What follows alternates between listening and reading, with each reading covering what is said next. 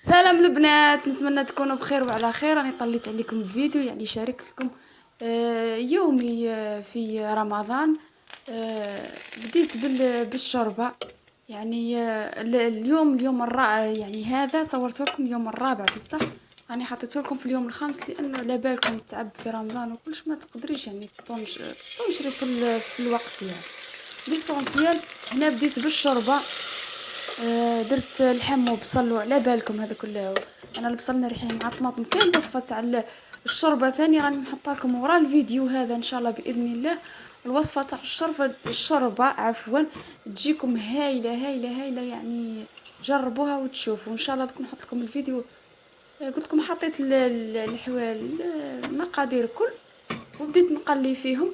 وبعد بديت نحط في التوابل. على بالكم الشوربه لازم لها التوابل نتاعها ليسونسيال. هنا درت الشوربه ومن بعد شوفوا درت العكري. شوف العكري هذاك كديريه في الشوربه يزيدها واحد اللون هكا، يعطيها واحد اللون يهبل، يعني كما يقولوا يعطيها الوجه من بعد كي طيب. فهمتوا كيفاش؟ وهنا راني درت لها، يعني تفرجوا الفيديو، يعني راح نحط لكم الفيديو تاع الشوربه وتشوفوا. انا رحت ندير في طاجين جبن. طاجين جبن. يعني توحشت هكا، قلت والله تشهيت وقلت والله نديرو.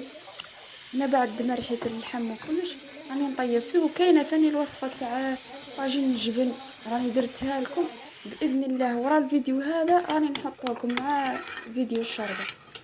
هذيك اللي نخلط فيها هذيك. ادخلوا للفيديو تاع طاجين جبن دوك تشوفوا تعرفوني على واش درتها هذيك.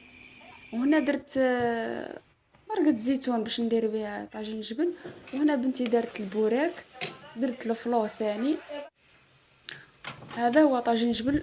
نحط لكم الفيديو ان شاء الله وتشوفوه. جا بنين بنين بنين يهبل يهبل. وسمحوا لي على التصوير لاني انا اللي راني شاده ونصور، ما كاش اللي صورني وحبيت نشارك معكم. هذه هي الطاوله تاعي المتواضعه.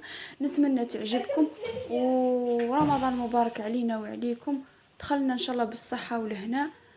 شوفوا طاجين جبن جا هايل. ما تنساوش تدخلوا للفيديوهات. دوك نحط لكم فيديو تشوفوا الشوربه جات الله الله. بقى عليا نقول لكم دوك نحط لكم الفيديوهات تاع هذا طاجين جبن والشوربه. الى اللقاء وصحه فطوركم.